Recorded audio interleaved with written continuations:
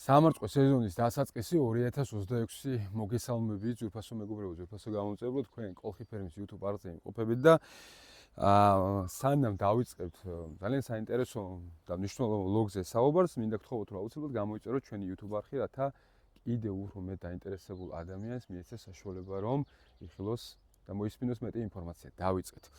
ესე იგი, ახალი სამარწყო სეზონის დასაწყისი ჩვენ ვიმყოფებით კონკრეტულად ჩვენს ესე იგი, ფერმაში და ამ შემთხვევაში ეს ფაქტურად ღია გუნდია, იმიტომ რომ კონსტრუქციაზე ჯერ კიდე არ არის გადაფარებული ცელოფნები, ანუ მიკროზონას ამ კონკრეტულ ადგილზე ვერ ვქნით, რაც ფაქტურად მოიცავს სამუშაოებს ღია გრუნტისთვის.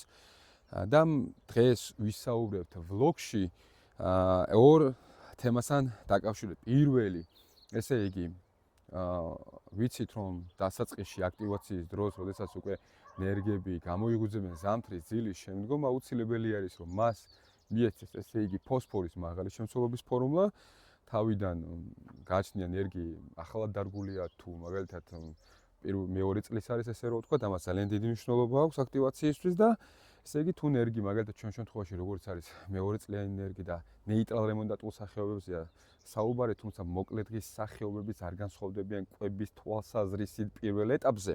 ანუ გაზაფხულის ეტაპზე და საერთოდ იდენტურია ეს ყველაფერი. ანუ მივეცით ფოსფორის მაღალი ფორმულა, თქვა იქ 13-40-13, ანუ როდესაც ფოსფორის მაღალი შემცველობა გვაქვს NPK-ში, ანუ აზოტში, ფოსფორში და კალიუმში და შემდგომ ვაძლევთ ესე იგი ჩემი რეკომენდაციით, რომელიც მრავალჯერ გამოცდილი და წლებია ვიყენებთ, მაგალითად გროგრინის ჟელეს, რომელიც არის 16-79-16 და ძალიან სწრაფად ახდენს ფესვების აქტივაციას და ესე იგი პროვოცირებას ბუტონების რომ წამოვიდეს. ამის შემდგომ რა ვშვებით, ესე იგი ეგრევე ვიწყებთ მუშაობას, მეგობრებო, კვების თვალსაზრისით, ესე იგი ვეგეტატიურ მასაზე, მწვანე მასაზე, ხა რა, როგორ არის ეს მწვანე მასა? აი ეს არის, მეგობრებო, მწვანე მასა, იმედია კარგად ჩანს.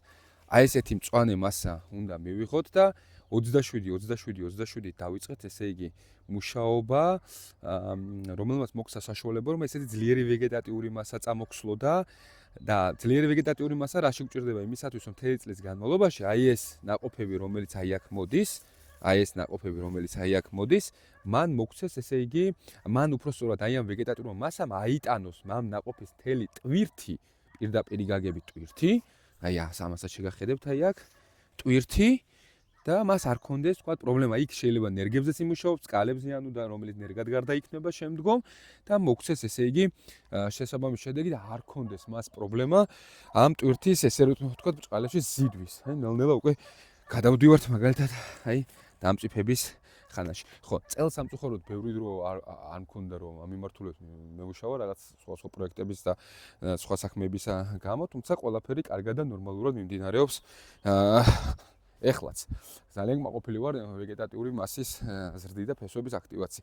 ანუ ავდექით, მივეცით თქვა თავიდანვე შეგვიძლია რომ ახლად დარგულ ენერგიებზე მაგალითად თუ შემოდგომას დაირგო, პირველად გირჩევთ რომ მისცეთ მაგალითად 20-20-20 და შემდგომ 27-27-27-ზე გადავიდეთ და ასევე არის პოლარისის ოდნავ ჩემი დაკვირვებით, ოდნავ დაბალი ხარისხის, ანუ წყალში გახსნის თვალსაზრისით და ასე შემდგომ, თუმცა მინერალები და ასე შემდგომ თითქმის იდენტური აქვს ესე იგი გროგრინთან მიმართებაში თუ ხარისხსაც თქვა ჩემი კითხებით და იწყეთ. ანუ 27-27-27 მივეცით და მეორეჯერ შეგვიძლია ან იგივე გაუმეოროთ, ან 28-28-28, რომელიც ესტონური წარმოების არის და შეგიძლიათ ასევე მისცეთ.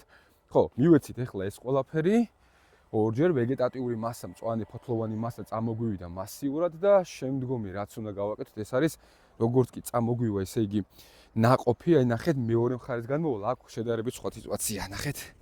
აი ეს არის ნაყოფი, მინდა კარგად დააკვირდეთ. და ეს აი ამ ნაყოფს ახლა ჭირდება ჩვენი დახმარება იმისათვის, რომ აი ესეთ ჯერჯერობით არასტაბილურ ტემპერატურულ პირობებში, პირველ რიგში, მიეცეს ესე იგი გლუკოზისთვის, ანუ გლუკოზის, ანუ სიტკბოს მოსაკრებად მას პირველ რიგში ჭირდება რა? ეს არის მზის სხივი, რომელიც უზრუნველყოფს გლუკოზის მოკრეფას აი ამ ნაყოფში და პლუს ამას ჭირდება კვება, აი ნახე. აი, იმედია კარგად ჩანს ეს ყველაფერი. პლუს ამას ჭირდება აუცილებლად კვება და რას ვაძლევთ? ამისთვის არის კალიუმი, ფორმულა კალიუმი. ცალკე კალიუმის მიცემა შეიძლება, თუმცა NPK-ში სჯობს რომ აი ნახე. აი ახლა ამას ჭირდება ჩვენი დახმარება, რომ NPK-ში ერთი ნახე როგორი დამწიფებულია. აი შეხედეთ. NPK-ში ვაძლევთ ესე იგი კალიუმის მაღალ ფორმულას. მთელი კრეფების განმავლობაში აი დღეიდან დაწყებული ახლა მაისის 3 რიცხვია და სულ უნდა წავიდეს NPK-ს კვება.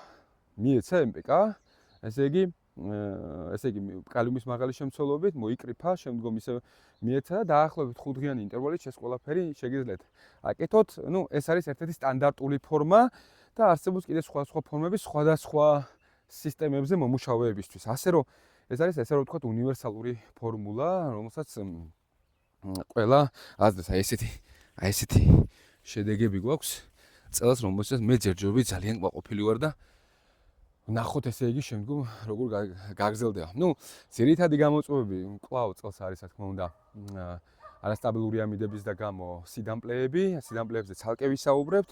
ცუდია რომ ბევრი დრო არ მაქვს იმისათვის რომ კვლავ ვლოგები ჩავწერო, თუმცა აუცილებლად გამოიწერეთ, აუცილებლად დააკომენტარეთ რომელ თემაზე საუბარს უსურვებდით უფრო მეტად და როგორც კი დრო გამომიჩნდება აუცილებლად ჩავწერ ახალ ვლოგს. ანუ ვიმახსოვრებთ ფოსფორის ფორმულის შემდგომ ესე იგი ბალანს ფორმულა, ანუ თანაბარი რაოდენობით NPK, შემდგომ როდესაც გადავალთ ნაყოფის ფაზაში, აუცილებლად კალიუმის მაღალი შემცველი NPK, ანუ კალიუმის მაღალი შემცველი NPK და ვიმეორებთ მას. ასევე ერთი რამე არ დაგვაქვს, კალციუმი, რომელიც ასევე ძალიან მნიშვნელოვანია და ნაყოფის სიმდგრადეს უზრუნველყოფს, ტრანსპორტაბელურობას უზრუნველყოფს და გირჩევთ რომ აი სტანდარტულად 10 დღეში ერთხელ მაინც მისცეთ თუ მაგალითად ესე იგი ძირითადი კვებების ანუ NPK-ს კვებების შორის არ მისცემთ 10 დღეში ერთხელ მაინც მიეცით და დოზებს რაც შეეხება კალიუმის შემთხვევაში 2 გრამი შეგიძლიათ მისცეთ თავისუფლად არავითარი პრობლემა არ არის ანუ 1000 ნერგზე შეგიძლიათ რომ 2 კილოგრამი მისცეთ ხოლო ფოსფორის შემთხვევაში 1 კილოს გირჩევთ და ბალანს ფორმულის შემთხვევაში გრამ-ნახევარს ანუ კილო-ნახევარი შეგიძლიათ საშუალოდ სტანდარტულად 1000 გრამზე მისცეთ ესე იგი ეს კვება გამოიწერეთ ჩვენი YouTube არხი, ძალიან მნიშვნელოვანია ქართული აგრონომიული კონტენტისთვის. დალაიქეთ, დაწერეთ აუცილებლად კომენტარები და როგორც გითხარით, დაწერეთ აუცილებლად თემა, რომელზეც ისურვებდით საუბარს. მომავალ საინტერესო შეხვედრებამდე.